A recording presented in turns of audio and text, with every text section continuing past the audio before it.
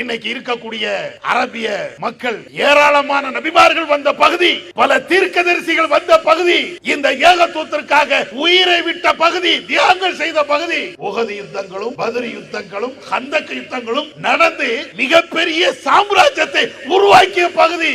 இன்றைக்கு வல்லரசு நாடுகளுக்கு அடிமை சேவகம் செய்யும். அதானே யதார்த்தம். மிகப்பெரிய வல்லரசாக இருந்த அரபு உலகம் இன்றைக்கு எல்லாத்திற்கும் மற்றவர்களுக்கு அங்க ஏப்பா என்ன காரணம்? நீங்க வல்லரசாக ஆக நினைத்தாலும் அது உங்களுக்கு முடியாது.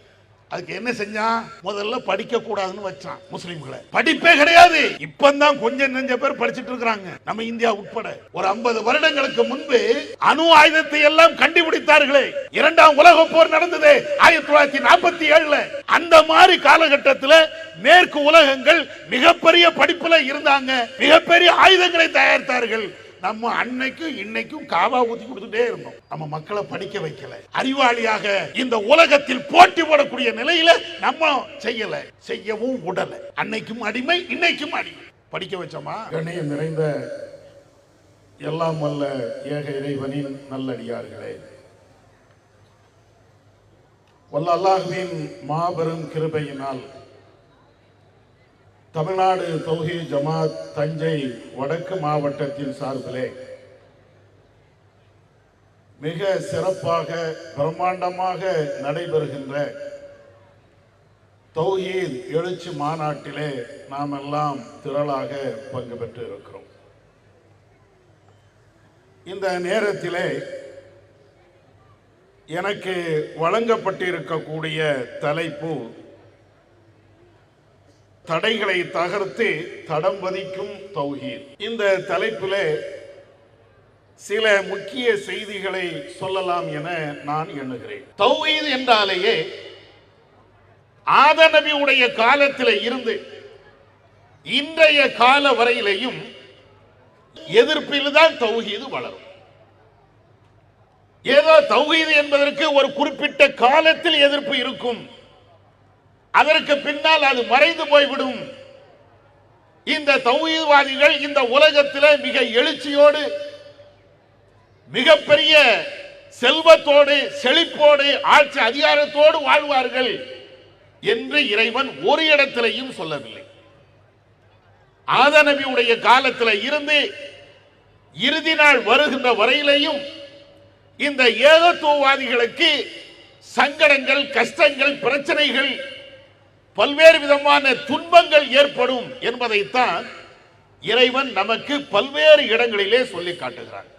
அதற்கு ஒரு சில வசனங்களை சொல்லிவிட்டு என்னென்ன சங்கடங்களை நாம் அனுபவிக்கிறோம், கடந்த காலகட்டத்தில் எவ்வளவு பெரிய துன்பங்களை அனுபவித்தார்கள் என்பதை ஒவ்வொன்றாக நம்ம பார்ப்போம். திருமறை குர்ஆனிலே சொல்லி காட்டுகிறான், அம் ஹஸிபுத்தும் அன் ததுகுலுல் ஜன்னah, நம்பிக்கை கொண்டவர்களே, மூமின்களே, ஏகத்துவவாதிகளே, நீங்கள் சொர்க்கத்திற்கு சாதாரணமாக சென்று விடலாம் என்று நீங்கள் நினைக்கிறீர்களா? உலகத்தில் வாழுகின்ற மூமின் அல்லாத, தௌஹீத்வாதிகள் அல்லாத, ஈமான் கொள்ளாத மக்களை பார்த்து அல்லாஹ் இதை பேசல. எல்லா மக்களுக்கும் பொதுவான சில செய்திகளை சொல்லுவான். இந்த சொர்க்கத்தை பற்றி, சொர்க்கத்திற்கு செல்லக்கூடியவர்களை பற்றி நம்மிடத்தில் இறைவன் பேசுகிறான். அம் ஹஸிபுத்தும் அன் ததுகுலுல் ஜன்னah வலம்மா யஅதீக்கும் மஸலுல்லதீன ஹலவ் மின் கப்லிக்கும், உங்களுக்கு முன் சென்றவர்களுக்கு எவ்வளவு பெரிய துன்பங்கள், எவ்வளவு பெரிய கஷ்டங்கள், எவ்வளவு பெரிய நஷ்டங்கள் ஏற்பட்டதோ அதே போன்று எந்த கஷ்டம், எந்த பிரச்சனை, எந்த சங்கடமும் இல்லாம அப்படியே சொர்க்கம் பெறலாம் அப்படின்னு நீங்க நினைக்கிறீங்களா? இன்னைக்கு மாநாட்டுக்கு வந்திருக்கிறோம், பெரிய சிரத்தைகள் அடைந்திருக்க மாட்டோம். சின்ன சின்ன சங்கடங்கள் இருக்கும். வீட்டில் இருந்து கிளம்புவது, வாகனத்தில் ஏறுவது, அந்த வாகனம் கொஞ்சம் லேட்டா வருவது, வழியில டீ கூட குடிக்க முடியாத சூழல் ஏற்படுவது, எத்தனையோ சங்கடங்கள், சின்ன சின்ன சங்கடங்கள். ஒரு மாநாட்டு திடலுக்கு வருவதற்கு இப்படிப்பட்ட ஒரு சங்கடங்களை நாம் அனுபவிக்கிறோம் என்றால் மனிதனுடைய கற்பனைக்கே எட்டாத, உங்களுடைய சிந்தனைக்கே உட்படாத பிரம்மாண்டமான அந்த சொர்க்கத்திற்கு செல்ல வேண்டும் என்றால் நான் எந்த கஷ்டமும் பட மாட்டேன், சொகுசாக நான் இருப்பேன், ஈமான் கொண்டதோடு என்னுடைய வேலை முடிந்து விட்டது அப்படி நீங்க நினைக்கிறீங்களா என்று நான் கேட்கல, படைச்சவன் கேட்கிறான். உங்களையும் என்னையும் படைச்ச ஏக இறைவன் கேட்கிறான். என்னப்பா ஒரு மாநாட்டுக்கு வந்துட்டிய, ஒரு கொள்கை செய்திகளை நீ கேட்டு விட்டாய், அதனால சொர்க்கம் பெறலாமா? அதனால எல்லாமே முடிஞ்சு போச்சா? முன் சென்றவர்களுக்கு என்னென்ன பிரச்சனைகள் இருக்கிறதோ அதே போன்று உள்ள சங்கடங்களை கஷ்டங்களை நீங்கள் அனுபவிக்க வேண்டாமா? எதுக்கு? சொர்க்கம் போகணும்னா அதை அனுபவிக்கணும், கஷ்டங்களை அனுபவிக்கணும். குடும்ப கஷ்டத்தை இறைவன் பேசல, தொழில் கஷ்டத்தை இறைவன் பேசல. இறைவனுக்காக, தௌஹீதுக்காக, கொள்கைக்காக நீ என்னப்பா தியாகம் பண்ண? ஒண்ணுமே பண்ணாம நான் சொர்க்கம் பெறலான்னா எப்படி நான் தருவேன்? இறைவன் இப்படி கேட்கிறான். வேற வேற இடங்கள்லையும் இதே போன்ற வசனங்கள்ல வேறு வேறு கருத்துல இறைவன் சொல்லுகிறான். وَلَنَبْلُوَنَّكُمْ بِشَيْءٍ مِنَ الْخَوْفِ وَالْجُوعِ وَنَقْصٍ مِنَ الْأَمْوَالِ وَالْأَنْفُسِ وَالثَّمَرَاتِ وَبَشِّرِ الصَّابِرِينَ. பொருளாதாரத்தில் அச்சத்தின் மூலமாக, மரணத்தின் மூலமாக, பல்வேறு விதமான சங்கடங்கள் மூலமாக உங்களை நாம் சோதிப்போம். அந்த சோதனை, கஷ்டங்கள், துன்பங்கள் கொள்கைக்காக வருகின்ற பொழுது அதை எவர்கள் தாங்கிக் கொள்கிறார்களோ, அந்த கொள்கையிலே எவர்கள் வாழுகிறார்களோ அந்த பொறுமைசாலிகளுக்கு நபியே நற்செய்தி உண்டு, சொர்க்கம் உண்டு என்பதை நீங்கள் சொல்லுங்கள். இதையும் குர்ஆன்ல சொல்றோம். இது மாதிரி நிறைய வசனங்கள். ஒரு தௌஹீத்வாதி என்றால் ஆத நபியா இருந்தாலும், நபி அவர்களாக இருந்தாலும், இப்பொழுது நாம் வாழுகின்ற தற்காலமாக இருந்தாலும் சோதனைகள் வந்தே தீரும், சங்கடங்கள் வந்தே தீரும். அதை இவ்வளவு அழகாக சொல்றோம். அப்ப இந்த அடிப்படையில் ஏராளமான சோதனைகள் வரும். முன் சென்றவர்களுடைய சோதனைகளை நீங்க நினைத்து பாருங்கள் என்று இந்த வசனத்தில் இறைவன் நமக்கு சொல்லி காட்டுகிறார். நபிகள் நாயகம் ஸல்லல்லாஹு அலைஹி வஸல்லம் அவர்களும் நபி தோழர்களுக்கு இதே போன்று உள்ள ஒரு செய்தியை சொல்கிறார்கள். எந்த நேரத்தில் மிகப்பெரிய ஆட்சி அதிகாரம் எல்லாம் ரசூலுல்லாஹ்வுக்கு வந்துச்சு அப்ப சொல்லல, ஆரம்ப காலகட்டத்தில் அடி உத மீதி இதுதான். கற்பனைக்கு எட்டாத கஷ்டங்களை எல்லாம் பட்டார்கள். சாப்பிடுவதற்கு உணவு இல்லாமல், குடிப்பதற்கு தண்ணி இல்லாமல், தங்குவதற்கு உறங்குவதற்கு உறைவிடங்கள், சரியான உறைவிடங்கள் இல்லாமல் நடு ரோட்ல படுத்து உறங்கக்கூடிய அந்த காலகட்டத்தில் ஒருவனை அடித்தால் ஏன் அடிக்கிறாய் என்று கேட்பதற்கு நாதியற்று இருந்த அந்த நேரத்தில் நபி தோழர்கள் சில பேர் ரசூலாட்ட வந்து கேட்கிறாங்க, அல்லாஹ்வின் தூதரே, நாங்கள் படுகின்ற வேதனை உங்களுக்கு தெரியவில்லையா? இந்த ஏகத்துவத்தை, இந்த தௌஹீதை, இந்த கொள்கையை ஏற்றதற்காக வேண்டி எங்களுக்கு எவ்வளவு பெரிய சிரமங்கள் ஏற்பட்டிருக்கிறது உங்களுக்கு தெரியலையா? அலா தஸ்தன்சிருலனா அலா ததுஊலனா, அல்லாஹ்வின் தூதரே, எங்களுக்காக வேண்டி நீங்கள் உதவியை பெற்று தர மாட்டீர்களா? எங்களுக்காக வேண்டி அல்லாஹ்விடத்தில் நீங்கள் பிரார்த்தனை செய்ய மாட்டீர்களா? அவ்வளவு வேதனை தாங்க முடியல ரசூலுல்லாஹ். இங்க பார்த்தா அடி, அங்க பார்த்தால் அடி, அடியும் வாங்கிடலாம், சாப்பிடுவது கூட வழி இல்லை, அவ்வளவு பெரிய சிரமம். ஏதாவது செய்யுங்களேன். ரசூலுல்லாஹ்ட்ட நபி தோழர்கள் கையை பிசைந்து கொண்டு எதிர்காலம் என்ன என்றே தெரியாமல், நாளைக்கு உணவு கிடைக்குமா கிடைக்காதா, அடி நிக்குமா நிக்காதா, நம்முடைய உயிர் நம்முடைய கையில இருக்குமா அல்லது பறிக்கப்படுமா, ஒண்ணுமே தெரியாமல் ரசூலுல்லாஹ்ட்ட வந்து நிக்கிறாங்க. அப்பதான் அல்லாஹ்வுடைய தூதர் சொல்றாங்க, தோழர்களே, நீங்க ரொம்ப அவசரப்படுறீங்க. அடி வாங்கிட்டு வந்து நிக்கிறாங்க, உத வாங்கிட்டு நிக்கிறாங்க. நம்மள மாதிரி சொகுசா அவங்க வாழ்ந்தது கிடையாது, சின்ன சின்ன சிரமங்கள் அப்படின்னு அவங்க பட்டதும் கிடையாது. சிரமம் என்றால் உயிரை கொடுக்கக்கூடிய சிரமம், அவ்வளவு கஷ்டப்பட்டாங்க. அவங்கள்ட்ட ரசூலுல்லாஹ் சொல்றாங்க, தோழர்களே, நீங்க அவசரப்படுறீங்க. உங்களுக்கு முன் சென்றவர்களுடைய நிலையை நீங்கள் பாருங்கள். இந்த உலகத்தில் தௌஹீதை, ஏகத்துவத்தை ஏற்றுக்கொண்டதின் காரணத்தினால ஒரு மனிதர் இந்த பூமியிலே புதைக்கப்பட்டு இரண்டு கூறாக வெட்டப்பட்டாரே. இந்த வரலாறு நீங்க படிச்சீங்களா? வரலாறு நீங்க படிச்சீங்களா? இன்னைக்காவது நவீன காலம், அறிவியல் உலகம் அப்படிங்கக்கூடிய இந்த காலத்தில் திடீர்னு வாரான், வெடிகுண்டை கொண்டு வந்து போடுறான், ஏவுகணைகளை கொண்டு போடுறான், அப்படியே சட்னி ஆயிடுறான் மனுஷன். இதாவது கொஞ்ச நேரம் வேதனையில துடிச்சிட்டு இறந்து போயிடுறான். ஆனா நபியுடைய காலத்திற்கு முன்னால ஒரு மனிதன் மரணத்தை கூட மரண வேதனை பட்டுத்தான் சாகணும். கொஞ்சம் யோசிச்சு பாருங்க. ஒரு மனுஷனை கூட்டு வந்து அவனுடைய கண்ணு முன்னால ஒன்ன ரெண்டாக நான் அறுப்பேன் என்று அறுத்து காட்டினால் எப்படி இருக்கும்? கொஞ்சம் கற்பனை பண்ணி பாருங்க. இவ்வளவு பேர் மக்கள் திரளாக கூடி இருக்கிறோம். ஒரு மனுஷனை கூட்டு வந்து ரம்பத்தால அல்லது கத்தியால உன்னுடைய கை வேறு, தலை வேறு, கால் வேறு, துண்டு துண்டாக வெட்டுவேன் என்று சொன்னால், சொன்ன மாத்திரம் இல்லை, அதை செய்து காட்டினால், அப்ப ரசூலா சொல்றாங்க, இவ்வளவு பெரிய வேதனைகள், இவ்வளவு பெரிய சங்கடங்கள் வந்தது. ஆனால் இந்த வேதனை, இந்த சங்கடங்கள் அவர்கள் ஈமான் கொள்வதில் இருந்து, இந்த இஸ்லாத்துல இருந்து ஒரு பிட்டு கூட அவங்க நகலல, உறுதியாக இருந்தாங்க. ரசூலா அதை சொல்றாங்க. இதெல்லாம் எதுக்கு? நபியுடைய காலகட்டத்தில் அவ்வளவு சிரமப்படுகின்ற அந்த நேரத்தில் முன்னால் வாழ்ந்த பல்வேறு இஸ்லாமியர்கள், ஏகத்துவவாதிகளுடைய வரலாறை நபி அவர்கள் இப்படியே சொல்றாங்க. இந்த வரலாற்றுடைய பின்னணியை நீங்கள் பார்த்தீர்கள் என்றால், முதல்ல சோதனை ஆத நபியுடைய காலத்தில். அந்த சோதனை எப்படி தெரியுமா? சாப்பாடு இல்லாத சோதனை, வறுமையான ஒரு சோதனை, அந்த மாதிரி சோதனை இல்லை, பொருளாதாரம் சம்பந்தப்பட்ட சோதனை அல்ல. அன்னைக்கு ஏற்பட்ட முதல் சோதனையே உயிரை கொடுப்பது. வரலாறுல நம்ம படிக்கிறோமா இல்லையா? ஆதமுக்கு 2 பிள்ளை, ஒருவர் இஸ்லாத்திலே இருக்கிறார், தௌஹீதில் இருக்கிறார், இன்னொருவர் அதுக்கு நேர் மாற்றமாக இருக்கிறார். முதல்ல ஆதம் தானே எல்லாம் படைக்கிறான். ஆதமுடைய பிள்ளைகள் தானே, ஒரே குடும்பம் தானே, வேற யாருமே இல்லையே. இந்த உலகத்தில் அந்த ஒரு குடும்பம் மட்டும்தானே இருக்கிறது. அதுல 2 பிரிவு, தௌஹீத்வாதி, தௌஹீதுக்கு எதிரானவர். அப்பதான் அந்த தௌஹீதுக்கு எதிராக இருக்கக்கூடியவர் தௌஹீத்வாதியை பத்தி அவர் பேசுறாரு. ஒன்ன நான் கொலை பண்ணிடுவேன்டா, ஒன்ன நான் கொலை பண்ணி எடுத்த எடுப்புல நீங்க பாருங்களேன், அடிப்பேன் உதப்பேன் அப்படின்னு மிரட்டல் கூட கிடையாது, ஒன்னை நான் கொலை பண்ணுவேன். உடனே இவர் தௌஹீத்வாதி சொல்றாரு, அப்படியா, நீ வேணா என்ன கொலை பண்ணு, மா அனபி பாசித்தின் எதைய லி அக்துலக இன்னி அகாஃபுல்லாஹ ரப்பல் ஆலமீன்.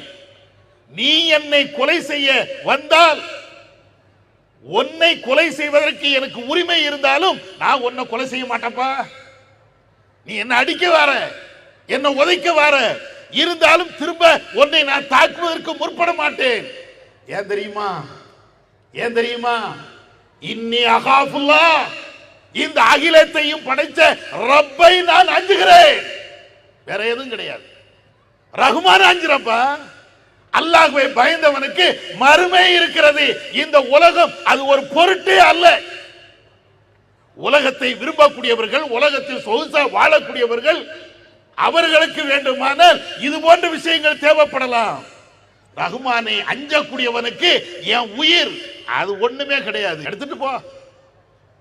அன்னைக்கு முதல் மனிதர் இந்த தௌஹீதுக்கு அப்படியே உயிரை கொடுக்கிறார். அப்படியே நீங்க பார்த்துட்டே வாங்க வரலாறுல, நூஹ் நபியுடைய வரலாறு, அங்கேயும் எவ்வளவு பெரிய கஷ்டங்கள், எவ்வளவு பெரிய துன்பங்கள்.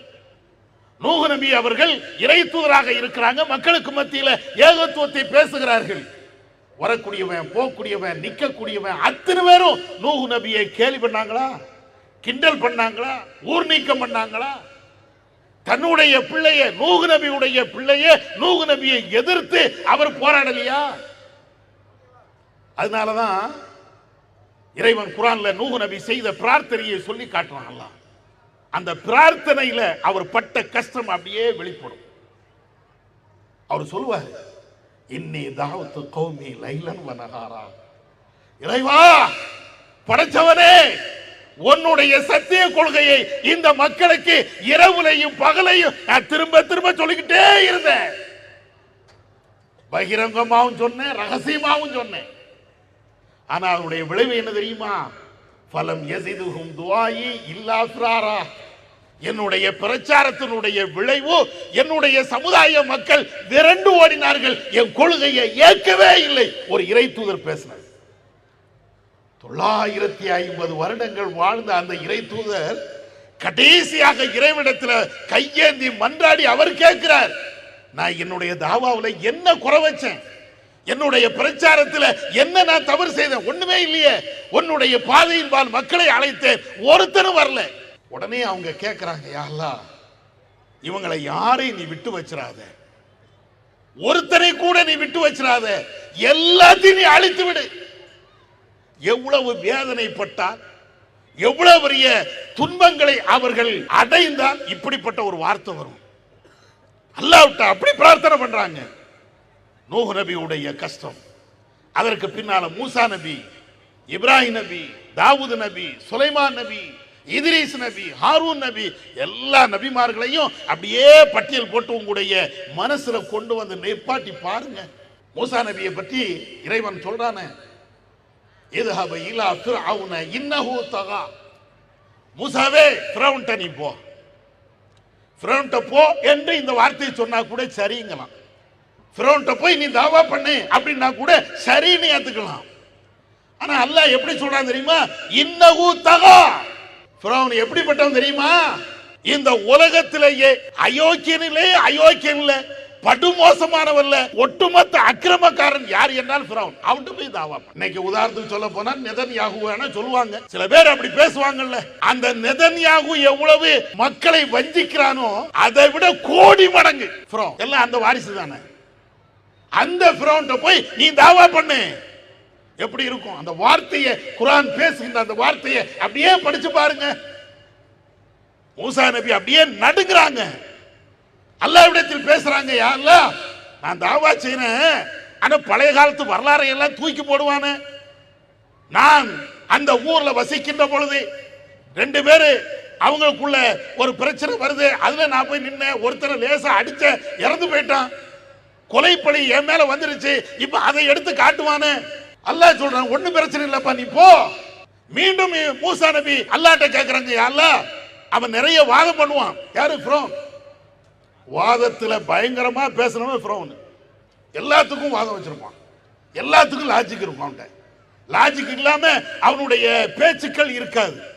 மூசா நபி சொல்றாங்க, அவன் நல்ல பேசக்கூடியவன், நல்ல லாஜிக் பேசுவான். அப்படி இருக்கும்போது என்ன செய்யறது? என்னோடு என் சகோதரர் ஹாரூனையும் அனுப்பி வைங்க.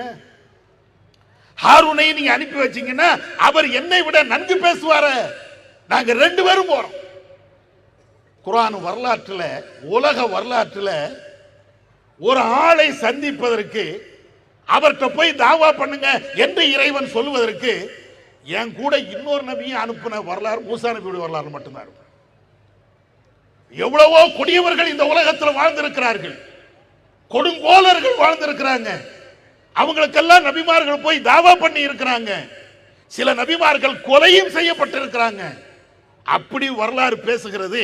ஆனா ஃபிரௌன்ட்ட மட்டும் தாவா பண்றதுக்கு ஒரு நபி பத்தல, 2 நபி. என்ன சொல்லுகிறது? எவ்வளவு கஷ்டம், அது சாதாரண கஷ்டம் இல்லை. அவ்வளவு துன்பப்பட்டார்கள். மூசா நபியுடைய வரலாறு அது அப்படியே போய்கிட்டே இருக்கிறது. இப்ராஹிம் நபி, அவங்களும் கொஞ்சம் நெஞ்ச வரலாறு, கொஞ்சம் நெஞ்ச கஷ்டமா, அவ்வளவு கஷ்டம். ரசூலுல்லாஹ் உட்பட எல்லாருமே இவ்வளவு கஷ்டப்பட்டு தான் இந்த தௌஹீதை வளர்த்தார்கள்.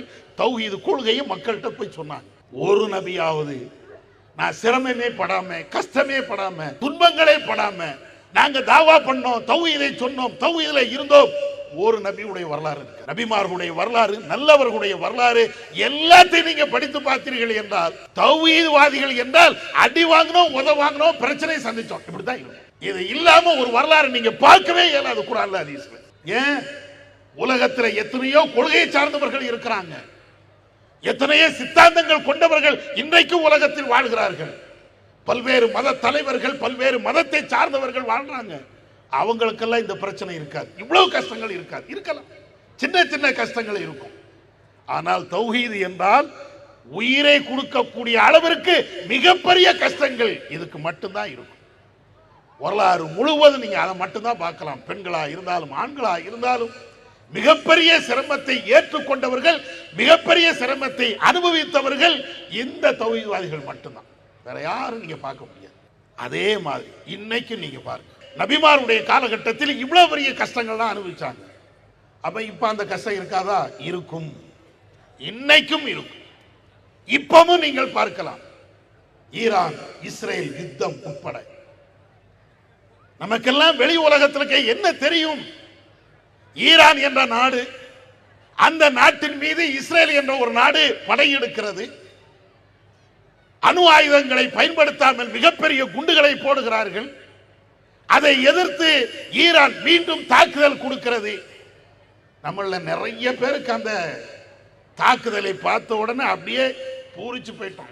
அடிச்சிட்டான் ஈரான் இஸ்ரேல் அடிச்ச உடனே பேஸ்புக்கில் நீங்க பார்க்கணுமே, பரப்புன்னு பரப்பி தள்ளிட்டாங்க. திடீர்னு இஸ்ரேல் இருக்கும், திடீர்னு பாலஸ்தீன் இருக்கும், திடீர்னு எங்கேயோ நடந்த ஒரு குண்டு வெடிப்பை கொண்டு இங்கொண்டு போட்டு இதுதான் ஈரான் அடிச்சது அப்படின்னு நல்ல செய்தியையும் தவறான செய்திகளையும் மொத்தமா குழப்பி அடிச்சு விட்டாங்க. சரி, அது போட்டோம். என்ன இது? ஈரான் என்பது ஷியா, அது தனி மேற்று. கொள்கை விஷயத்தில் நம்ம உள்ள போகல. ஆனாலும் அதற்கு பின்னணியில் இன்னொரு செய்தி இருக்கிறது என்பதை இஸ்லாமிய உலகம் இன்னைக்கு மறந்துவிட்டது. உலகத்தில் கிறிஸ்தவர்களுக்கு, யகூதிகளுக்கு, அவர்களுக்கு என்று தனி நாடுகள் உண்டு. தனி நாடுகள் மாத்திரம் இல்லை, சூப்பர் பவர் உள்ள ஒரு நாட்டை வலுவாக வைத்திருக்கிறார்கள். அதே போன்று கடவுளே இல்லை என்று பேசக்கூடிய நாத்திகர்கள், கம்யூனிச சித்தாந்தவாதிகள் எல்லாத்திற்குமே வல்லரசு என்ற அந்தஸ்து இருக்கிறது. ஜெர்மன்ல இருந்து, அமெரிக்காவில் இருந்து, ரஷ்யாவில் இருந்து, சைனாவில் இருந்து, உலக வரலாறுகள் எல்லாத்தையும் நீங்க பாருங்க. அவங்க எல்லாத்துக்குமே ஐநா சபையில இருந்து எல்லாத்துக்கும் வீட்டோ பவர். ஏன்னா நாங்க வல்லரசு நாடு அப்படிம்பாங்க. ஆனால் ஆத நபியுடைய காலத்தில் இருந்து நபியுடைய காலம் வரையிலையும் இன்றைய காலகட்டத்திலையும் முதல் மனுஷன்ல இருந்து இன்றைக்கு வரையும் இஸ்லாமிய சமூகம் இந்த உலகத்தில் வாழ்ந்து கொண்டே இருக்கிறது. வாழாத ஒரு காலமும் கிடையாது. ஆத நபியில இருந்து இன்னை வரையிலையும் உலகம் முழுவதும் நீங்கள் பார்த்தீர்கள் என்றால் ஏதாவது ஒரு பகுதியில் இஸ்லாமிய சமூகம் இருந்துகிட்டே இருக்கும். அப்படிப்பட்ட இஸ்லாமிய சமூகத்திற்கு வீட்டோ பவர் அதிகாரம் உள்ள ஒரு நாடு இல்லை. செழிப்பு மிக்க நாடுகள் இல்லை. ஆயுத பலத்தால் எல்லாரையும் விஞ்சி விடுகின்ற அந்த நாடு இன்னைக்கு இல்ல. சூப்பர் பவர் மிக்க அதிகாரங்கள் இன்னைக்கு இல்ல. ஏப்பா இல்ல? இந்த உலகத்தில் முஸ்லிம்கள் குறைவா? அதெல்லாம் பறக்கத்தா இருக்கிறோம். ஆட்சி அதிகாரங்கள் குறைவா? அதுக்கும் பஞ்சம் இல்லை. 53 நாடு, 57 நாடுன்னு இஸ்லாமிய நாடு உடைய எண்ணிக்கை வளர்ந்துகிட்டே தான் இருக்கிறது. முஸ்லிம்கள் அது கோடான கோடி மக்கள் இந்த உலகத்தில் இன்றைக்கும் வாழுகிறார்கள். இத்தனை கோடி மக்கள் வாழ்கிறார்கள். இத்தனை நாட்டை அவர்கள் ஆட்சி பண்ணுகிறார்கள். ஏப்பா உனக்கு இப்படிப்பட்ட ஒரு நிலை? இன்னைக்கு உலகத்தில் எங்க முஸ்லிம் அடிக்கப்பட்டாலும் தாக்கப்பட்டாலும் அவனை ஏன் என்று கேட்பதற்கு நாதி இல்லாமல் இருக்கிறான். பாலஸ்தீன மக்களை பாருங்க. குடிக்கிறதுக்கு வழி இல்லை, சாப்பிடுவதற்கு வழி இல்லை, உடுத்த உடை இல்லை. ஒரு சிறுவன் பேசி வீடியோவில் உலக மக்கள் அத்தனை பேர்களுக்கும் ஒரு செய்தியை சொன்னான். முஸ்லிம்களுக்கு மாத்திரமல்ல, எல்லாத்துக்கும் சொன்னான்.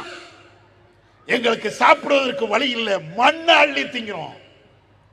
வெறுமனே மண்ணை அள்ளி தின்னுட்டு இருக்கிறோம். பாருங்களா, நீ பட்டு மத்தையில உறங்குற. ஏசி இல்லாமல் உனக்கு தூக்கம் வராது. சாப்பாடு இல்லாமல் உன்னால் வாழ முடியாது. சாப்பாடு மாத்திரம் இல்ல, ஒரு வேளைக்கு பதிலாக 40 வேளை நீ உணவு உண்ணுகிறாய். ஆனா எங்களுக்கு 40 நாளைக்கு ஒரு நாள் கூட உணவு கிடைக்கலப்பா, மண்ணை தின்னுட்டு இருக்கிறோம் அப்படிங்கிறான். உலகத்தில் யாருக்கும் சூடும் இல்லை, சூழ்நிலையும் இல்லை. எந்த அளவுக்கு என்றால் மிகப்பெரிய ஆட்சி அதிகாரங்களை வைத்திருக்கக்கூடியவர்கள் கூட அந்த மக்களுக்காக வேண்டி மிகப்பெரிய குரலை எழுப்பவில்லை. அதான் யதார்த்தம். இருக்கா? ஏன் முஸ்லிம் நாடுகளுக்கு பஞ்சம் இல்லை, இஸ்லாமியர்களுடைய எண்ணிக்கைக்கு பஞ்சம் இல்லை. நாம என்ன குறைந்த எண்ணிக்கையில இருக்கிறோமா என்றால் அப்படியும் இல்லை. ஏப்பா வல்லரசு ஆகல? ஏன் வல்லரசு ஆகல? ஆக விட மாட்டாங்க. அதுதான் உண்மை. இஸ்லாமியர்கள் இன்றைக்கு நினைத்தாலும் உன்னை வல்லரசாக ஆக விட மாட்டார்கள்.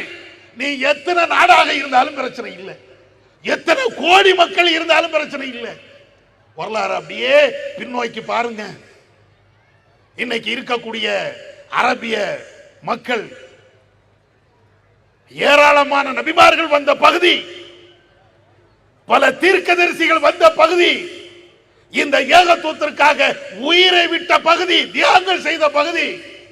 உஹது யுத்தங்களும் பத்ர் யுத்தங்களும் கந்தக் யுத்தங்களும் நடந்து மிகப்பெரிய சாம்ராஜ்யத்தை உருவாக்கிய பகுதி. இன்றைக்கு வல்லரசு நாடுகளுக்கு அடிமை சேவகம் செய்கிறது. அதானே யதார்த்தம். மிகப்பெரிய வல்லரசாக இருந்த அந்த மதீனா பகுதி, மக்கா பகுதி அல்லது அரபு உலகம் இன்றைக்கு எல்லாத்திற்கும் மற்றவர்களுக்கு வாங்க. ஏன்பா என்ன காரணம்? நீங்க வல்லரசாக ஆக நினைத்தாலும் அது உங்களுக்கு முடியாது. அதுக்கு என்ன செஞ்சான்? முதல்ல படிக்க கூடாதுன்னு வச்சான் முஸ்லிம்களை. படிப்பே கிடையாது. இப்பதான் கொஞ்சம் நெஞ்ச பேர் படிச்சுட்டு இருக்கிறாங்க, நம்ம இந்தியா உட்பட. ஒரு 50 வருடங்களுக்கு முன்பு அணு ஆயுதத்தை எல்லாம் கண்டுபிடித்தார்களே. 2ஆம் உலக போர் நடந்தது 1947. அந்த மாதிரி காலகட்டத்தில் மேற்கு உலகங்கள் மிகப்பெரிய படிப்புல இருந்தாங்க. அவர்களுடைய ஆய்வுக்கு உட்பட்டு மிகப்பெரிய ஆயுதங்களை தயாரித்தார்கள். நம்ம அன்னைக்கும் இன்னைக்கும் காவா ஊத்தி கொடுத்துட்டே இருந்தோம். நம்ம மக்களை படிக்க வைக்கல. அறிவாளியாக இந்த உலகத்தில் போட்டி போடக்கூடிய நிலையில நம்ம செய்யல, செய்யவும் உடல. அன்னைக்கும் அடிமை, இன்னைக்கும் அடிமை. படிக்க வச்சோமா? இல்ல. அதனுடைய விளைவு இன்றைக்கும் முஸ்லிம் நாடுகளிடத்தில் தக்க ஆயுதங்கள் கிடையாது. வல்லரசுகளை எதிர்க்கக்கூடிய திராணிகள் கிடையாது. எங்க வல்லரசு ஆகிறது? அவ்வளவு பெரிய சூழ்ச்சி பண்ணி நீ அடிமையாத்தான் இருக்கணும். உன்னுடைய பிள்ளை படிச்சிடக்கூடாது, உன்னுடைய பேரப்பிள்ளை படிச்சிடக்கூடாது, உன்னுடைய சந்ததிகள் படித்திடக்கூடாது. அப்படிங்கிறதுல அறிவாளியாக மாறிவிடக்கூடாது. அறிவாளியாக மாறினால் மிகப்பெரிய ஆயுதத்தை நீ தயாரித்து விடுவாய். எனவே எதுக்கும் நீ லாயக்கு இல்லாம அப்படியே வச்சுக்கிட்டோமா? அதுக்கு என்ன செய்யறது? நீ சிந்திக்காம இருக்கிறதுக்கு, உன்னுடைய எதிர்கால சந்ததிகளை பற்றி எந்த விதமான கவலையும் இல்லாமல் இருப்பதற்கு, வாழ்ந்தோம் மடிந்தோம் அப்படிங்கிற மாதிரி நீ வாழணும் அப்படின்னா சொகுச காட்டினான். காரு, பங்களா, நீ போய் பாருங்களேன். கல்ஃபு போன ஆட்கள் தானே, அவ்வளவு வசதிகளை காட்டினான். எல்லாத்தையும் பார்த்துக்கிட்டு ஏசி இல்லாம இங்க இருக்க முடியாது, காரு இல்லாம இருக்க முடியாது. ஒரு கடைக்கு போறதா இருந்தாலும் காரு, வேற எங்க போறதா இருந்தாலும் சொந்த பிளைட்டு, எல்லா வசதியும் செஞ்சு கொடுத்தான்.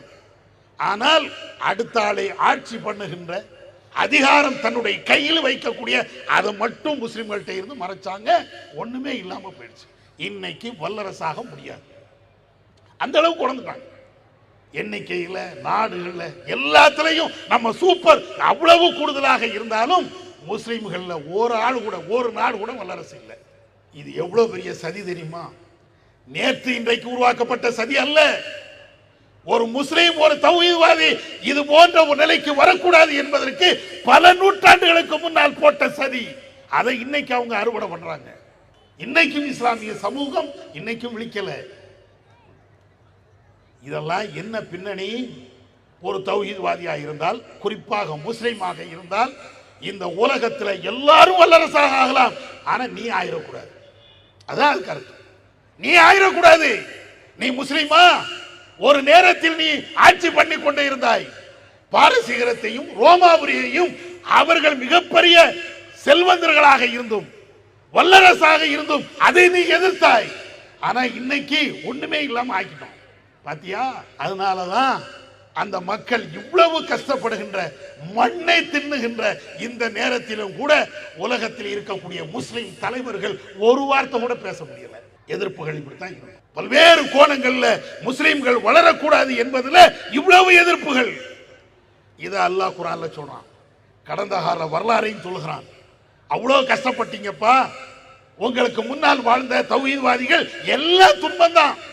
துன்பத்தை தாண்டி அவங்களுக்கு மிகப்பெரிய இன்பங்கள் இருக்கிறது என்று பேச இயலாது. எல்லாம் கஷ்டப்பட்டாங்க. இன்னைக்கும் அந்த கஷ்டங்கள் இருக்கிறது. குர்ஆன்ல இறைவன் சொல்லி காட்டுகிறான், லநப்லுவன்ன ஃபீ அம்வாலிக்கும் வஅன்ஃபுசிக்கும், உங்களை உங்களுடைய பொருளாதாரத்தின் மூலமாக உயிர் சேதத்தின் மூலமாக உங்களை நாம் சோதிப்போம். வல தஸ்மஉன்ன மினல்லதீன ஊதுல் கிதாப மின் கப்லிக்கும், உங்களுக்கு முன்னால் வேதம் கொடுக்கப்பட்டார்களே அவர்கள் மூலமாகவும், ஓ மினல்லதீன அஷ்ரகு, ஏக இறைவனுக்கு இணை வைக்கிறார்களே அவர்கள் மூலமாகவும், அதன் கசீரா ஏராளமான தொந்தரவுகளை நீங்கள் செவியுறுவீர்கள். நீங்க பார்ப்பீங்க. ரெண்டு இனத்தை அல்லாஹ் சொன்னான். ஒட்டுமொத்த முஸ்லிம்களுக்கு ரெண்டு பேர்கிட்ட இருந்து உங்களுக்கு கடுமையான சோதனைகள் வரும். ஒண்ணே வேதம் கொடுக்கப்பட்ட முன் சென்ற அந்த மக்கள், முன்னால வேதம் கொடுக்கப்பட்டாங்களா இல்லையா, யூதர்கள், கிறிஸ்தவர்கள் அல்லது அதை சார்ந்தவர்கள், இவங்க மூலமாக உங்களுக்கு தொந்தரவு வரும்.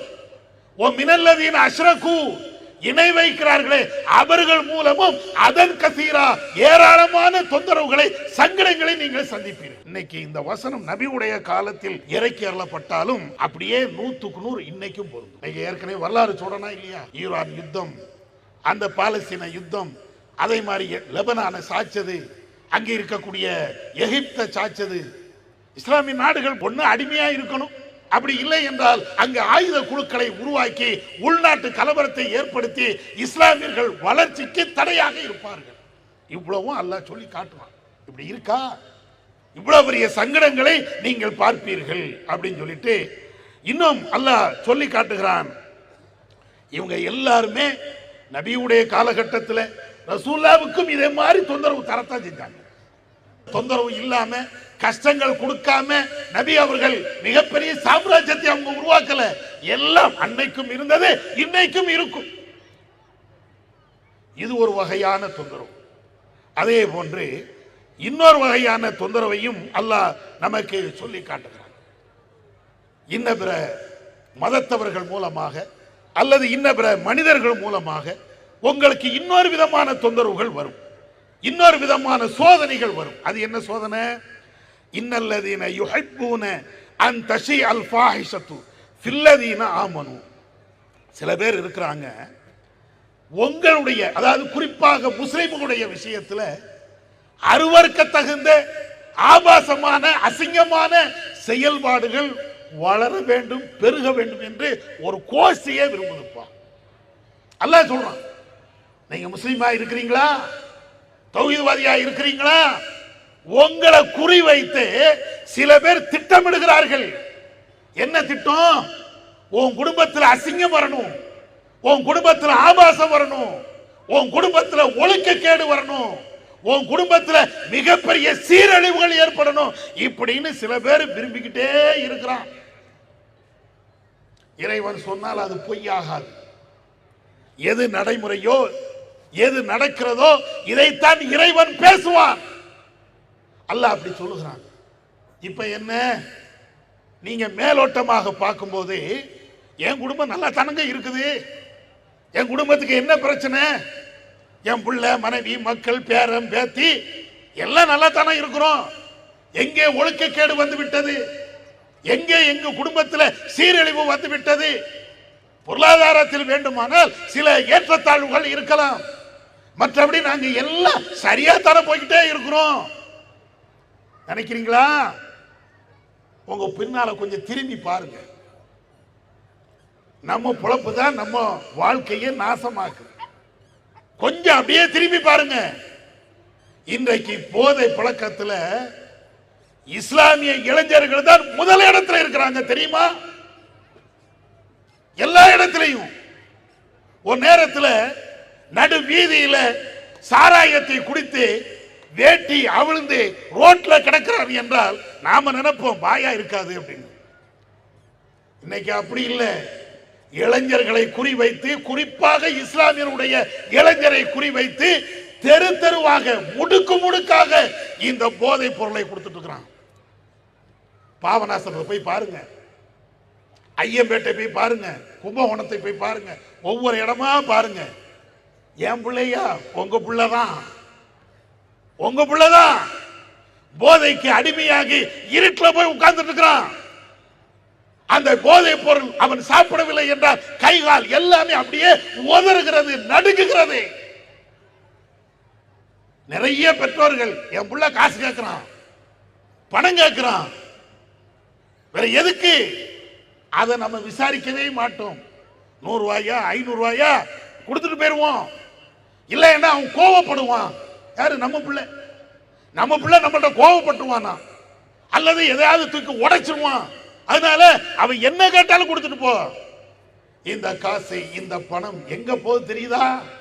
எல்லாம் போதை. நீங்க நினைச்சிட்டு இருக்கிறீங்க என் வீட்டுக்கு வரலங்க, அவர் வீட்டுக்கு வரலங்க, அடுத்த தெருல அல்லது அந்த ஊர்ல கிடையாது. ஒவ்வொரு தெருவுலையும் நடமாடுகிறது. தெரியாத ஒரு ரகசியமான விஷயம்லாம் கிடையாது. உங்களுக்கு தெரியுமா? குஜராத் ஏர்போர்ட்ல 20,000 கோடி 30,000 கோடி 1000 கோடி அவ்வளவு போதைப் பொருள் இறங்குச்சுன்னாங்க. இறங்குச்சுன்னா எங்கப்பா போச்சு தெரியல. அங்கே போதைப் பொருளை பிடித்தோம், இங்கே போதைப் பொருளை பிடித்தோம் அப்படின்னு 2-3 சீன் வரும். ஆனால் பல ஆயிரக்கணக்கான கோடிகள் மதிப்புள்ள போதைப் பொருள் இந்தியாவில் நடமாடுகிறது. எங்க போச்சு? கடலை கொண்டு போய் கொட்டிட்டாங்களா அல்ல எரிச்சு அழிச்சுட்டாங்களா? எதுவுமே இல்லை. நம்முடைய சமுதாயத்தை குறிவைத்து உனக்கு எப்போ வேணும் எந்த நேரத்தில் வேணும் வருது. ஒரு நேரத்தில் கல்லூரிகளுக்கு உள்ள போச்சு, இன்னைக்கு அப்படி இல்லை, உங்க வீட்டுக்கு உள்ள வருது. வியாபாரம் இன்னைக்கு நவீனமா ஆயிடுச்சுங்க, ரொம்ப நவீனம். எந்த அளவுக்கு நவீனம்? உங்களுக்கு டீ வேணுமா? உடனே 2 தடவை தட்டுங்க போன்ல, டீ வந்து உட்கார்ந்துரும். மந்தி வேணுமா? உடனே வந்துடும். வேற என்னப்பா வேணும்? பிரியாணி வேணும். எங்குள்ள பிரியாணி வேணும்?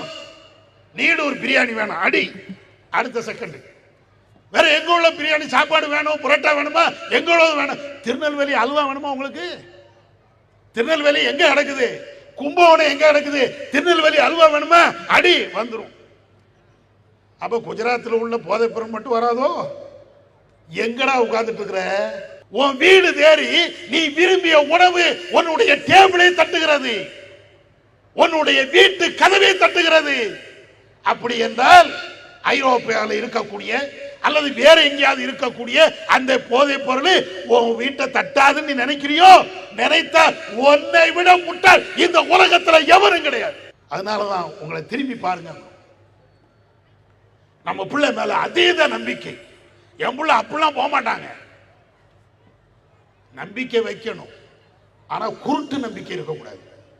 என்ன போக மாட்டான்? என்ன உன் பிள்ளை போகல? பொம்பளை பிள்ளைங்க இடத்துல போதைப் பொருள் வந்திருக்கு தெரியுமா உங்களுக்கு? வெளியில போனாச்சுன்னா முகத்தை மூடிக்கிட்டு என் பிள்ளை போகும். எந்த ஆணையும் ஏறெடுத்து பார்க்காது. நம்ம பேசிட்டு இருக்க வேண்டியதான் வீட்டுக்குள்ள உட்கார்ந்துக்கிட்டு. வெளியில போய் பாருங்க எத்தனை புருக்காக்கள் ஓடுகிறது என்று நீங்க பாருங்க. அவன் லவ் ஜிஹாதுன்னு சொல்லிட்டு நம்மள வீரவசனம் பேசிக்கிட்டே இருக்கிறான், பொய் பேசிக்கிட்டே இருக்கிறான். கோயபல்ஸ் தத்துவம் அவன்கிட்ட இருக்குது. ஆனா உண்மையிலேயே லவ் ஜிஹாது என்பது நம்ம பிள்ளைகளை நாசமாக்குவதற்கு அவன் போட்ட திட்டம். நம்முடைய ஆம்பளை பிள்ளைங்க, நம்முடைய பொம்பளை பிள்ளைங்க இப்படி போகுது. பெற்றோர்கள்ட்ட சொல்லியாச்சுன்னா என் புள்ள தங்கங்க யாரும் ஏத்துக்கிடவே மாட்டாங்க. ஆனா தலைக்கு மேல வெள்ளம் போய் அந்த பிள்ளை படிதாண்டி போனதுக்கு பின்னால எவன் பின்னால எந்த கோயிலையாவது தாலி கட்டினதுக்கு பின்னால என்ன செய்ய அப்படின்னு தலை வச்சுட்டு அழுகுறீங்க. இருக்கா? எல்லாம் இருக்கு. நான் கற்பனையில பேசல, ஏதோ அங்கொன்று இங்கொன்று நடக்கிறது என்பதை பேசல. ஒவ்வொரு வீட்டு கதவையும் நம்முடைய ஈமானை பாதிக்கக்கூடிய பாகிசத்துகள் வர வேண்டும் என்று அவங்க விரும்புறாங்களே, இன்னைக்கு நடந்து கொண்டு இருக்கிறது. போதைப் பொருள் தலைவிரித்தாடுகிறது. எங்க போய் சொன்னாலும் அதெல்லாம் ஒரு ஆக்ஷனும் இல்லை. இப்போ சில நேரங்களில் பிள்ளைங்க அப்படியே ஒரு மாதிரியா மெய் மறந்து இருப்பான். என்னன்னு விசாரிச்சு பாருங்க, உங்கள்கிட்ட உண்மையெல்லாம் சொல்ல மாட்டான். அந்த நட்பு வட்டாரத்தில் நீங்க கேட்டீங்கன்னா தானு தெரியும். கண்காணிங்க, பிள்ளைகளை கண்காணிங்க. இதெல்லாம் எதுக்கு சொல்ல வர அப்படின்னா, தௌஹீது எதிர்ப்பு என்பது ஒரு நேரத்தில் அடி உத அப்படின்னு இருந்தது. நேருக்கு நேராக சந்தித்தான். நீ கொள்கையை பேசாத, உன்னை அடிப்பேன், உன்னை உதப்பேன், உன்னை துவம்சம் பண்ணுவேன், உன்னுடைய கடையை தீக்கிரையாக ஆக்குவேன், இப்படி எல்லாம் பேசினான். இப்ப அந்த ட்ரெண்டிங் எல்லாம் தாண்டி சைலண்ட் கில்லர். நம்ம குடும்பத்தை நாசமாக்குவதற்காக, நம்முடைய இளைய வட்டத்தை, நம்முடைய சந்ததிகளை உரு தெரியாம அழிப்பதற்காக போதை அல்லது ஆபாசம் இதை கொண்டு வந்து நிப்பாட்டான். கொஞ்சம் பாருங்க, மொபைல் இல்லாத வீடு கிடையாது. மொபைல் இல்லாத வீடு இல்லை என்று சொல்வதை விட 4-5 மொபைல் இல்லாத வீடு இல்லை அப்படிதான் சொல்லணும்.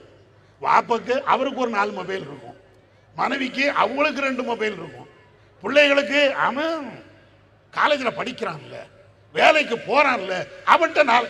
என்னடா ஒருத்தனுக்கு ஏன்டா இத்தனை மொபைலு, அது இத்தனை சிம்மம் எல்லாம், அதுல வர்றதெல்லாம் குர்ஆன் ஹதீஸும். மொபைலை ஓபன் பண்றீங்க, வெப்சைட்டுக்கு உள்ள போறீங்க, உடனே குர்ஆன் ஹதீஸ், ரசூலுல்லாஹ் பேசின அந்த செய்திகள், சஹாபாக்களுடைய நடைமுறைகள், இதுதான் அப்படியே வருதா? நீ கண்ணை மூடிக்கிட்டு இருந்தாலும் உன் கண்ணை துற, உன் உள்ளத்தை துற அப்படின்னு ஒரு ஆபாச படம் வந்து நிற்கும். ஓஹோ, கொஞ்சம் ஒரு மாதிரியா இருக்க, சரி சரி நம்ம பார்க்க கூடாது அப்படின்னு நீ தள்ளி விட்டேன்னு வைங்க, இன்னும் கொஞ்சம் கூடுதலான ஆபாசம் வந்து நிற்கும். அதையும் கடந்து போனீங்கன்னு வைங்க, ஒட்டுமொத்தமா துணியே இல்லாம ஆபாசம் வந்து நிற்கும். எவ்வளவு செட் பண்ணி வச்சிருக்கான்னு தெரியுதா? நீங்க ஆபாசத்தை பார்க்க கூடாது அப்படின்னு நினைச்சாலும் போடா, போ. 2026 சயின்ஸ் எல்லாம் வளர்ந்த உலகத்துல நீ இருக்கிற, நான் அதை பார்க்க மாட்டேன் அப்படின்னு சொல்லி நீ பார்க்காம இருந்தாலும் உன் வீட்டை தேடி, உன்னுடைய அறையை தேடி நீ தனிமையில இருக்கும் போது உன் முன்னால எல்லாம் ஆண்களுக்கும் பெண்களுக்கும் எல்லாத்துக்கும் தான். நம்ம என்ன நினைக்கிறோம், நம்மளை யாரும் வழி எடுக்க முடியாதுப்பா, நான் ஷிர்க்ல இருந்து வந்துட்டேன், தௌஹீதுக்கு வந்துட்டேன், நான் தர்காவுக்கு போக மாட்டேன், அழகாடு கட்ட செயலை உன் வீட்டில் அழகா இருக்கிறானே. என்னைக்காவது பார்த்தோமா? என்னைக்காவது இதை யோசிச்சோமா? எவ்வளவு அரங்கேற்றம், கொஞ்சம் நெஞ்சம் இல்லை. ஒரு நேரத்தில் நம்முடைய இளைஞர்கள் சினிமா பார்த்தாங்க 30 ஆண்டுகளுக்கு முன்பு. ரஜினிக்கு ரசிகர்கள், விஜய்க்கு ரசிகர்கள், கமலுக்கு ரசிகர்கள், பெண் நடிகைகளுக்கு ரசிகர்கள், இப்படின்னு இருந்தா அதை ஒரு காலத்தில் விமர்சிச்சோம். இன்னைக்கு அதெல்லாம் கிடையாது. யூடியூபர்களுக்கு ரசிகர்கள். நம்ம ஆளு, நம்ம இளைஞர்கள் பாருங்களேன், ஒரு மாதிரியா தொப்பி போட்ட மாதிரியே முடி வச்சிருப்பான். அது தொப்பியா முடியா அப்படின்னு கண்டுபிடிக்கிறதுக்கே ரொம்ப நேரம் ஆயிடும். அது ஒரு ஸ்டைலா வச்சிரு, அதுதான் இப்போ உள்ள ட்ரெண்டிங். என்னடா இப்படி முடி வச்சிருக்கிற? ஆமா, எங்க தலைவர் சொல்லிட்டார்ல அப்படிமா. தலைவர்னா யாரு? ரஜினியும் இல்லை, கமலும் இல்லை, இன்னைக்கு உள்ள நடிகர்களும் கிடையாது. வேற யாரா? யூடியூபர்ல எவனா ஒருத்தன் மொசலாவா விற்பனை பண்ணியிருப்பான், அவன் அப்படி வச்சிருப்பான். யூடியூபர் எப்படி இருக்கிறானோ அதே மாதிரி அவன் நல்லவனா கெட்டவனா ஒழுக்கம் கெட்டவனா எதையும் பார்க்கறது இல்லை. வீலிங் பண்ணுவான், அதை இவனுக்கு பிடிச்சு போயிருக்கும், உடனே இவனும் வீலிங் பண்றான். சகோதரர்களே, இதெல்லாம் எதுக்கு சொல்றேன்னா, இஸ்லாத்தை எதிர்ப்பது, தௌஹீதை எதிர்ப்பது, ஏகத்துவத்தை எதிர்ப்பது, அது ஒரு காலகட்டத்தில் ஒரு விதமான எதிர்ப்பு. இன்னைக்கு அதையெல்லாம் தாண்டி நவீன காலத்தில் நவீனமாக எப்படி எதிர்க்க வேண்டுமோ அப்படி எதிர்த்து கொண்டு இருக்கிறார்கள். விழிக்கவில்லை என்றால், திருந்தவில்லை என்றால் நம்முடைய குடும்பத்தை நரகத்தில் தள்ளுவதை தவிர வேற வழியே இல்லை. நவீன கால எதிர்ப்பு அப்படித்தான் இருக்கும். இனி அடுத்தடுத்த காலத்துல இனி எப்படி எல்லாம் வருமோ அல்லாஹு ஆலம். ஏன்னா அதெல்லாம் புரிஞ்சு வச்சிருக்கிறாங்க. பெரிய பெரிய வயலன்ட் பண்ணா, பெரிய பெரிய விஷயங்களை நாம செய்தா மக்கள் எல்லாம் விழிப்பன இருந்துருவாங்க. ஆனா இது சைலண்டா நம்மளை நாசமாக்கிட்டே இருக்கிறான். எதிர்கால சந்ததிகளை ஒண்ணுமே இல்லாம, அட்ரஸே இல்லாம இப்படி இருக்கக்கூடிய இந்த இளைய சமுதாயத்திற்கு, போதையில ஆபாசத்துல திளைக்கக்கூடிய இந்த சமுதாயத்திற்கு நீங்க தொழுவுனா தொழுவானா, நோம்பு வைனா நோம்பு வைப்பானா, தர்காவுக்கு போகாதன்னா தர்காவுக்கு போகாம இருப்பானா, வேற ஏதாவது நல்ல விஷயத்தை சொன்னால் அவனுடைய மண்டையில ஏறுமா? ஒண்ணுமே இல்லை. அதனால தௌஹீத் எதிர்ப்புகள் ஒரு நேரத்தில் அடி உதை அது இருந்துச்சு. இப்போ உள்ள நிலை அதையெல்லாம் மாறி நவீன காலத்திற்கு ஏற்ப தௌஹீதிற்கு, இஸ்லாத்திற்கு உலக அளவில் மிகப்பெரிய எதிர்ப்புகள் இருக்கிறது. இதை முதல்ல புரியுங்க. அப்ப என்ன செய்யறது? என்ன செய்யறதுன்னா, நபிதான் நமக்கு முன்மாதிரி. அந்த காலகட்டத்திலையும் இந்த காலகட்டத்திலையும் அல்லாஹ்வுடைய தூதர் நமக்கு முன்மாதிரி. நம்முடைய எதிர்கால சந்ததிகள் குறைஞ்சபட்சம் அவங்க என்ன செய்யறாங்க அதை பாருங்க. குர்ஆன் வழியில வருவதற்கு அவங்களுக்கு என்ன உபதேசம் உண்டோ அதை செய்யுங்க. ஒரு மர்கஸ்ல பயான் நடக்கிறதா, ஒரு தெருமுனை கூட்டம் நடக்கிறதா, இஸ்லாம் சம்பந்தமான பேச்சுக்கள் நடக்கிறதா, என் புள்ள அங்க நிக்கணும் அப்படின்னு முதல்ல நீங்க விரும்புங்க. என் புள்ள அதுக்கெல்லாம் வரமாட்டான் அப்படின்னு அவனுக்கு சாதகமாக முதல்ல வாதத்தை வைக்காது. அவன் செய்யக்கூடிய தவறு என்ன என்று புரிந்து கொண்டு அவனுக்கு தக்க உபதேசம் பண்ண வேண்டும் என்ற அடிப்படையில் நல்வழிப்படுத்துங்க. இதையெல்லாம் எடுத்து சொல்லுங்க, பிள்ளைகளுக்கு எடுத்து சொல்லுங்க. இஸ்லாமிய எதிர்ப்பு என்பது அடி உதை என்பது மாத்திரமல்லப்பா, நம்முடைய பொருளாதாரத்தை சிதைப்பது என்பது மாத்திரமல்லப்பா, இன்றைக்கு ஆபாசம் அல்லது போது இதுவும் நம்மளை அழிக்கிறதுக்கு தான், இஸ்லாத்தை அழிக்கிறதுக்கு தான், வேற ஒண்ணுமே கிடையாது. இதை நீங்க வைங்க. இப்ப சமீபத்தில் பாத்தீங்களா இல்லையா, பாலஸ்தீன மக்கள் சாப்பாடுக்கு வழி இல்லாம இருக்கிறான். அவனுக்கு இப்ப சாப்பாடு உள்ள கொண்டு போய் கொடுக்கறான், அதுல போத மாத்திரம் இருக்கு. அல்லாஹு அக்பர், எப்படின்னு பாருங்களேன், எங்க போகுதுன்னு பாருங்களேன். அதை சில பேர் கண்டுபிடிச்சு ஐநா சபை வரையும் புகார் அனுப்பிட்டு இருக்கிறாங்க. அங்கேயே இப்படி என்றால் நம்மளுக்கெல்லாம் என்ன நிலை, என்ன நிலைன்னு யோசிச்சு பாருங்க. அதனால உலகத்தை முதல்ல புரிந்து கொள்ளுங்கள். நம்முடைய எதிர்ப்புகள் எப்படி எல்லாம் வருகிறது அப்படிங்கறத பிள்ளைகள்கிட்ட சொல்லுங்க, வாழும் தலைமுறைக்கு சொல்லுங்க, இளைஞர்களுக்கு சொல்லுங்க. ஒரு மனுஷன் போனை தவறாக பயன்படுத்துகிறான் என்றால் அதனுடைய விபரீதத்தை பேசுங்க. காசு நீங்க கொடுக்கறீங்க என்றால் ஏன் எதற்கு அந்த கேள்வியை கேளுங்க. பள்ளிவாசலுக்கு போகவில்லை என்றால் ஏன் போக மாட்டேன் அதை கேளுங்க. இஸ்லாத்தினுடைய வளர்ப்பை வார்ப்பை அவனுக்கு நீங்க சொல்லி காட்டுங்க. இந்த மாநாட்டு மூலமாக நாம பெற வேண்டிய மிக முக்கியமான ஒரு பாடம், தௌஹீத் எழுச்சி ஏற்படும் எதிர்கால சந்ததிகளை வைத்து. அந்த சந்ததிகள் போதை இல்லாத இளைஞர்கள் உருவாகி விட்டார்கள் என்றால், ஆபாசம் இல்லாத இளைஞர்கள் உருவாகி விட்டார்கள் என்றால் அதுதான் இஸ்லாமிய எழுச்சி.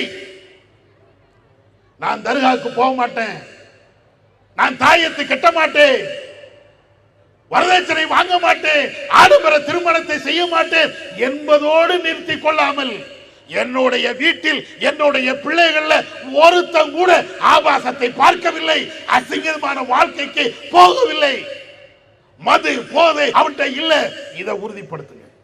இதை உறுதிப்படுத்துங்க. ஒவ்வொரு குடும்பமும் இதை ஒரு பாடமாக படிங்க.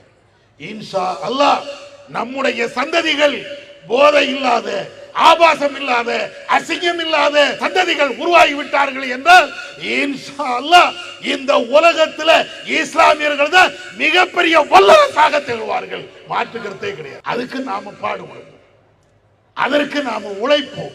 நம்முடைய குடும்பத்தை, நம்முடைய சந்ததிகளை அவங்கள்ட்ட இந்த இஸ்லாமிய வேரை, இஸ்லாமிய அடிப்படை சித்தாந்தத்தை அவங்களுக்கு நாம சொல்வோம். ஒழுக்கம் உள்ள பிள்ளைகளை வார்த்தெடுப்போம், வேற ஒண்ணு வேண்டாம். ஒழுக்கம் உள்ள பிள்ளைகளை வார்த்தெடுங்க. அது இந்த நாட்டுக்கும் நல்லது, நம்முடைய எதிர்காலத்திற்கும் அது நல்லது. இதுதான். அதனால எதை பற்றி நாம் அஞ்ச தேவையில்லை. நம்முடைய சந்ததியை பற்றி அஞ்சுங்கள், மறுமையை பற்றி அவனுக்கு சொல்லிக் கொடுங்க.